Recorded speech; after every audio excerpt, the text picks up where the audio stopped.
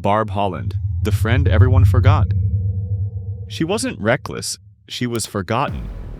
And in Hawkins, being forgotten can be fatal. Steve Harrington's house, music inside, laughter everywhere.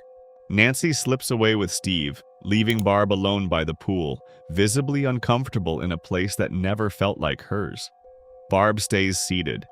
She tries to open a beer and the metal tab snaps back, slicing her finger open. Blood drips into the water. No one sees it. No one reacts. And something in the dark responds before anyone else does.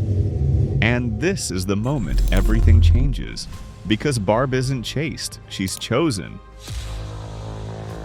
Something moves in the darkness. Then she's gone. She wakes beside the same pool, but the world is wrong. The air is thick, the sky dim, and the ground tangled in dark, living vines. She tries to stand. She calls out. There is no answer in this version of Hawkins. The Demogorgon appears, drags her away. We never see the kill. We see the aftermath. Her body is later found in the Upside Down, lifeless and wrapped in its organic growth. Barb didn't ignore danger. She didn't make a reckless choice. She was simply the one person no one checked on when the door closed behind them. And in Hawkins, that's all it takes. In Hawkins, being forgotten is fatal, but being brave isn't safer. Bob Newby, the unexpected hero. Bob thought this was the happy ending. It wasn't. In Hawkins, optimism doesn't stop teeth. Hawkins' lab is in lockdown. Sirens blare. Red emergency lights wash the halls while demodogs roam freely. Joyce is trapped inside.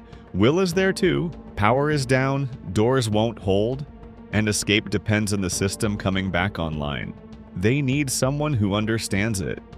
Bob steps forward. This is where it shifts.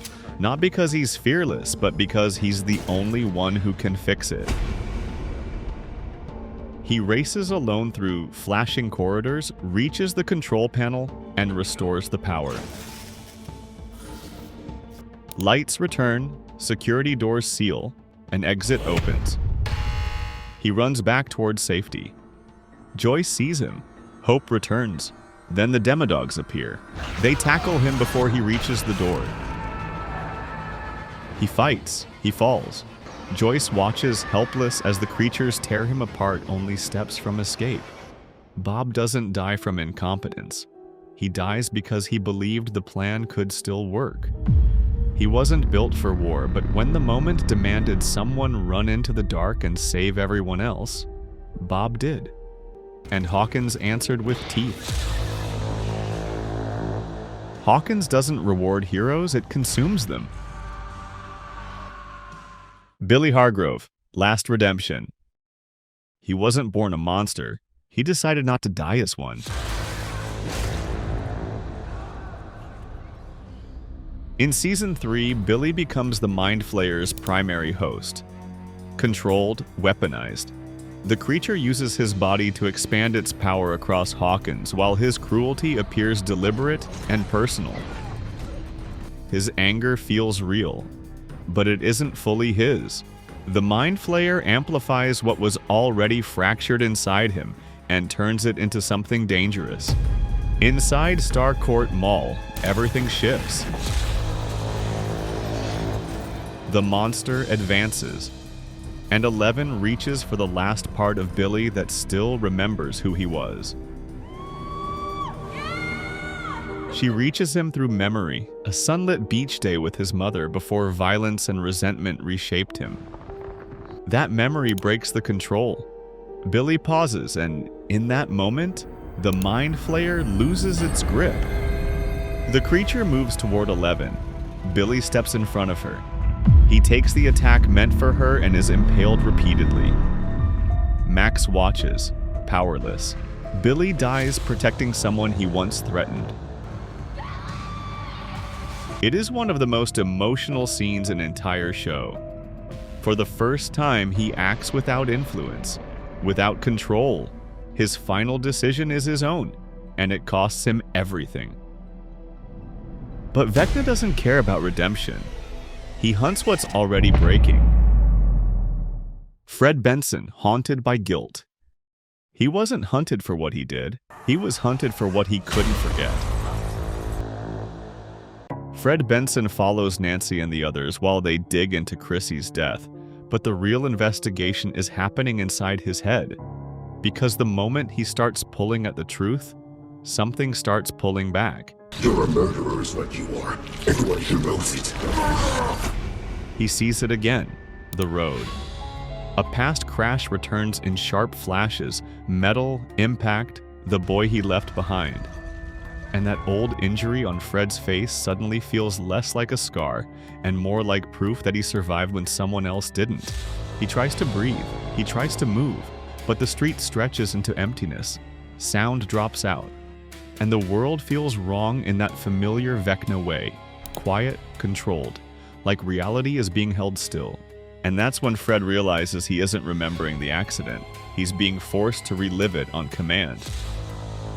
I want you to join me. Vecna takes him. Fred rises, his body locks midair as bones break and his eyes turn blank, sealing the pattern again. Vecna doesn't pick the strongest. He targets the ones already collapsing from the inside. And once he reaches you, there's no running from yourself. And sometimes guilt isn't required, just being in range. Patrick McKinney, the Lake Execution. He thought he was chasing a monster. He was already marked by one.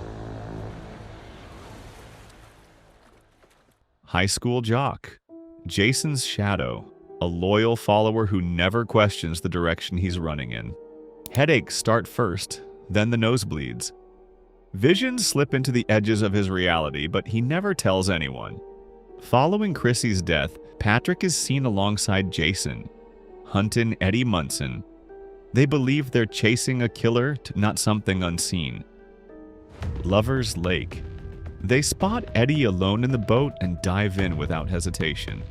Patrick suddenly stops swimming.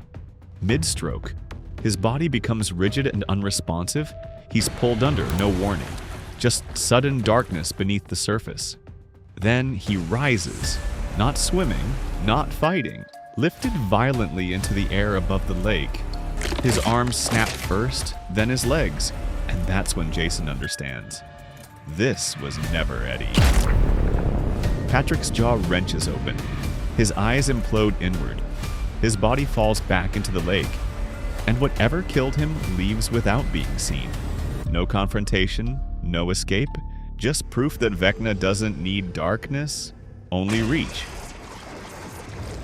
But every pattern has a first fracture. And his began with a smile. Chrissy Cunningham, Vecna's opening kill. Perfect smile. Private collapse. And the moment she asks for help, something else answers first.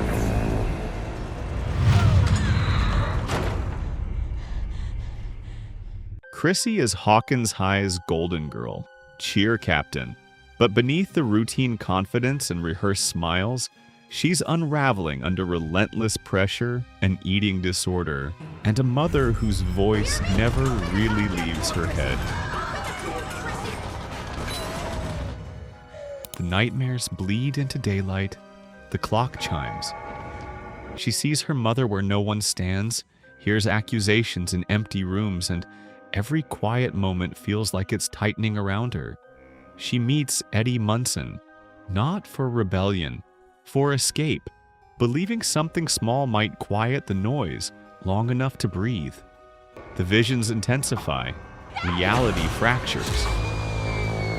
Vecna pulls her into a ruined, red-tinted mindscape built from her trauma. And that's when Eddie understands. This isn't panic. Chrissy isn't spiraling, she's being hunted. Inside the trailer, her body lifts into the air. Unseen force. Her arms twist, bones snap. and Eddie screams helplessly as something invisible finishes what it started.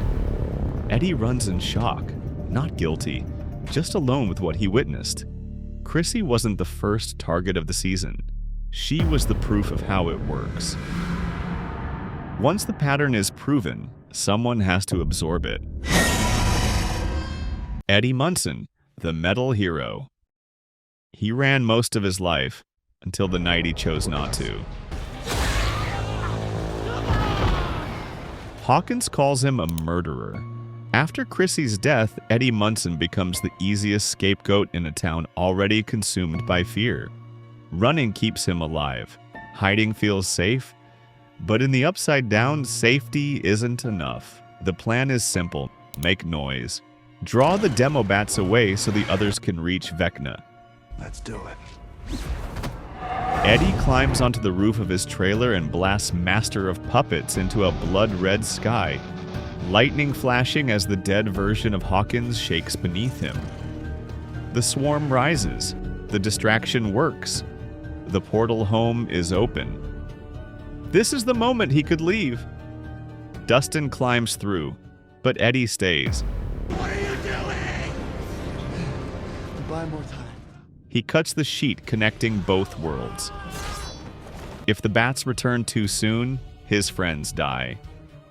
He grabs a trash can lid as a shield, a spear in his other hand, and rides straight into the swarm. For the first time, he doesn't retreat. The demobats surround him. Too many. Too fast. He fights anyway. They drag him down, tear into him. He never turns away. Dustin finds him bleeding out in the dust, still trying to smile. He says he didn't run this time. Eddie dies in the Upside Down, not as a fugitive, but as the reason his friends live long enough to face Vecna. He ran for years, but he didn't run that night. But courage doesn't close gates, it only buys time. Next. Max Mayfield, broken but alive. Max closes her eyes. Hawkins splits open.